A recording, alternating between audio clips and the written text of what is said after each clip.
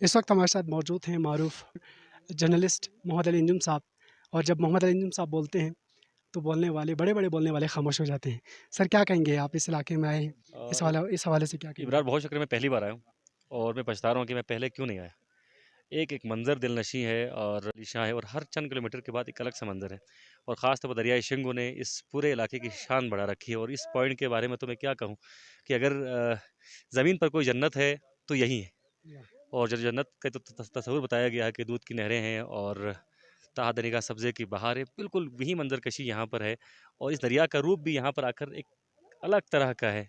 बहुत शोर करता है ये दरिया, बहुत चीख-पुकार के साथ आता है चूँकि ग्लेशियर से आता है और रूह अफ़ज़ा पानी है, यानी कि आब-ए-हयात भी हम इसको कह सकते हैं। यहाँ पर आकर देखें अब कितना ठहराव है इस पानी में और फ़िशिंग के लिए बहुत ही खूबसूरत पॉइंट है। मैंने यहाँ पर साथ में दिखाए टेंट भी लगाया। मुझे कैंपिंग बड़ी अच्छी लगती है, ख़ासतौर इस तरह के पॉइंट्स पर।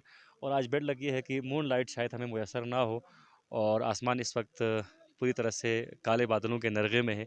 अगर ये नरगे से अपनी जान छुड़वा लेते हैं और हमें चाँद नज़र आता है या फिर तारे नज़र आते हैं, तो समझिए मेरी ज़िंदगी का जो मकसद है वो पूरा हो गया। मैं अमूमन ये चाहता हूँ कि यार ज़िंदगी बड़ी पुरसुकून गुज़रे और शहर से दूर किसी एक गोशे में एक कुटिया हो और उस कुटिया के ऊपर लिखा हुआ सब माया है और वो इसी तरह का मुकाम हो। दुनिया से कटा हुआ, दुनिया से कोई राब्ता ना हो, दुनिया की कोई बात ना हो, दुनिया के झमेलों से इंसान आज़ाद हो और यहाँ बैठे। मैं यहाँ समझिए मैं माजरत से माजरत यहाँ पर कता कलामी कर रहा हूँ।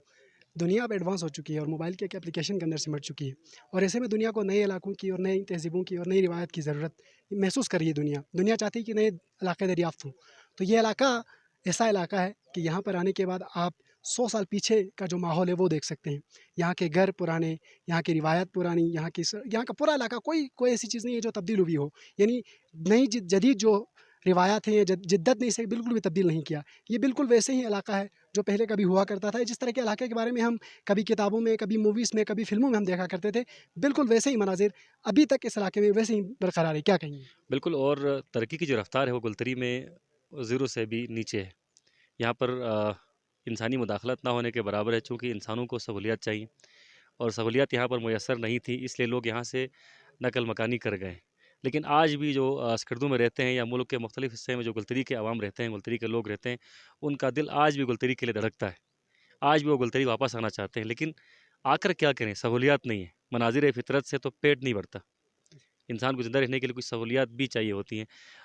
दुनिया चाँद पर पहुँच चुकी है, आपने सही बात की, और जिद्दत जिद्दत आ चुकी है बहुत ज़्यादा। लेकिन आज भी हम यहाँ आकर देखें पत्थर के ज़माने में वो वाली फ़ीलिंग आज भी हमें आती है। लाइट मेरे ख़्याल में आ चुकी है यहाँ अभी, अभी रिसेंटली हमें बताया। मोबाइल नेटवर्क जो है वो सबसे बड़ी ज़रूरत है। इस वक़्त देखें ये तकरीबन 6 माह दुनिया की नज़रों से ये इलाका ओझल रहता है, दुनिया से इसका राब्ता कटा रहता है। वाहिद राब्ते का ज़रिया मोबाइल फ़ोन है और इस सहूलत से भी यहाँ के लोग फ़ैज़याब नहीं हैं। तो मैं गुज़ारिश करूँगा कि यहाँ पर कम से कम एक टावर नस्ब कर दिया जाए, ताकि यहाँ के लोग सिर्फ़ अपनी खबर बता सकें अपने रिश्तेदारों को कि हम सलामत हैं, हम खैरियत से हैं, हमारे यहाँ कोई खुशी का त्यौहार है, हमारे यहाँ कोई गमी हुई है। कोई राब्ता नहीं है, दुनिया से बिल्कुल कटे हुए हैं।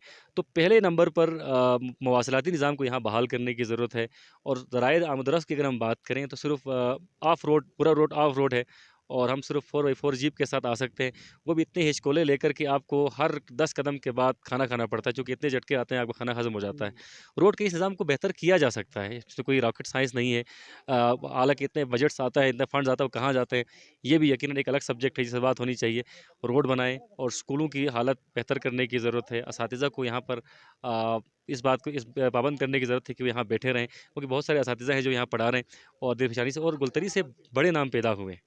कम सहूलियत के बावजूद, कम तवज्जो के बावजूद गुलतरी के लोगों ने अपनी सलाहियतों का लोहा हर मैदान में मनवाया है। ख़ास तौर पर अगर हम बात करें लॉ एनफोर्स एजेंसीज़ की, मुसल्लह अफ़वाज की बात करें, ऐसा घराना नहीं होगा जहाँ से कोई शहीद ना हो, जहाँ से कोई गाज़ी ना हो। तो यकीनन इनकी कुर्बानियों का ख़्याल करना चाहिए, यहाँ सहूलियत फ़राहम करनी चाहिए। रही बात टूरिस्ट की, टूरिस्ट उस वक़्त आता है जब उसे फ़ैसिलिटेशंस मिलती हैं। लेकिन हम जैसे कुछ सरफिरे लोग जो एडवेंचर को पसंद करते हैं, सिर्फ़ वहीं गुलतरी आ मैं सकते हैं। यही कहना चाहता था कि यहाँ पर आने के बाद आपकी यानी रूह तो खुश हो सकती है। यहाँ के लोगों की रूह तो हमेशा खुश होगी, क्योंकि रूह के लिए फ़ितरी मनाज़िर चाहिए होते हैं, जी, जो जी। कि यहाँ पर अवेलेबल है। लेकिन बदन की खुशी के लिए भी कुछ हाँ, ज़रूरी बिल्कुल। होता है। वो टूरिज़्म यहाँ पर इसलिए परवान नहीं चढ़ पाया, इबरार रही कि यहाँ पर टूरिस्ट के लिए फ़ैसिलिटेशंस नहीं है। यहाँ पर देखें एक होटल नहीं है, ना ही कोई रेस्ट हाउस गवर्नमेंट की सतह पर यहाँ पर है, और साथ साथ टूरिस्ट चाहता है उसे अच्छा खाना मिले, उसे अच्छी अकोमोडेशन मिले, एटलीस्ट नेटवर्क तो मिले। यहाँ पर नेटवर्क बहाल कर दें, मैं दावे से कह सकता हूँ यहाँ पर मोबाइल सिग्नल्स फराहम कर दिए जाएँ। यहाँ से एक तस्वीर इब्रार राही क्लिक होगी, पूरी दुनिया पागल होगी इस मंज़र के लिए। लेकिन क्या करें, ये मनाजिर हैं यहाँ पर, यहीं पर पड़े हुए हैं, इन मनाजिर को कोई देख नहीं पा रहा, इन मनाजिर तक किसी की रसाई नहीं है, और कोई आप जैसा दोस्त चाहता भी इन मनाजिर को दिखाएं तो नेटवर्क नहीं है। वरना मुझे लगता है इब्रार राही भी स्कर्दू वापस नहीं जाएगा, अगर यहाँ नेटवर्क मिलेगा, अगर यहाँ मोबाइल सर्विस मिलेगी तो मैं भी ना जाऊँ, मैं भी यही का होकर रह जाऊँ। अच्छा, सियाहों के लिए क्या पैगाम देंगे सर? क्या स्टेबल है ये इलाका सियाहों के आने के लिए? गो कि बहुत सारी दुश्वारियाँ हैं, रोड का इशू है, नेटवर्क का इशू है, लाइटिंग का इशू है। इन तमाम मसाइल के बावजूद क्या आप समझते हैं फिर भी कि ये इलाका स्टेबल है बिल्कुल, सियाहत के लिए? बिल्कुल सूटेबल है जी। ये तमाम मसाइल हैं, ये तमाम मसाइल अपनी जगह पर। एकोमोडेशन के लिए आपको मसाइल का सामना करना पड़ सकता है, आपको अच्छे होटल नहीं मिल सकते हैं, आपको नेटवर्क नहीं मिलेगा, आपको लाइट का इशू होगा। लेकिन सबसे बढ़कर गुलतरी वालों के दिल बहुत बड़े हैं। गुलतरी वालों के दिल इतने बड़े हैं कि सैकड़ों की तादाद में सयाह यहाँ पर आए तो वो एकोमोडेट कर सकते हैं, वो उन्हें खाना खिला सकते हैं, और ये एहलियान गुलतरी ने साबित कर दिया है। जितने मेहमान नवाज़ लोग गुलतरी के लोग हैं, जितने लोग पहले गुलतरी होकर गए हैं, वो आज भी गुलतरी के उन देसी खानों का टेस्ट नहीं भूले होंगे, उनका खुलूस नहीं भूले होंगे। तो मैं सजेस्ट करूँ आप ज़रूर यहाँ तक कम से कम ज़रूर आएँ। यहाँ पर एक खूबसूरत क्रिकेट ग्राउंड भी है, जब भी अभी शंगो फेस्टिवल के लिए हम आए थे, और ये दुनिया का बुलंद तरीन क्रिकेट ग्राउंड है। यहाँ आएँ, एक एक्सपीरियंस करें, एक नए अंदाज से क्रिकेट खेलें, और अपनी फैमिली के साथ ज़रूर आएँ। हाँ, कुछ चीज़ें अपने साथ लेकर आएँ, लेकिन जो सयाहत दोस्त लोग हैं वो फैसिलिटेशन चाहते हैं, कुछ हमारी तरह मुहिमजो भी होते हैं। मुहिमजोई के लिए तो इससे बेहतर कोई इलाका हो ही नहीं सकता। अपना टेंट पकड़ें, अपना चूल्हा पकड़ें, अपने खाने के सामान पकड़ें, और बस यहीं पर आकर खो जाएँ। महीनों दुनिया से आप राब्ते में ना रहें। आपको लगेगा कि आपने ज़िंदगी यहाँ आकर जी है, बाकी जो आप ज़िंदगी गुज़ार रहे थे शहरों में, हल्ला गुल्ले में, वो आप बेमकसद ज़िंदगी गुज़ार रहे थे। चलिए सर, बहुत बहुत शुक्रिया आपके टाइम के लिए।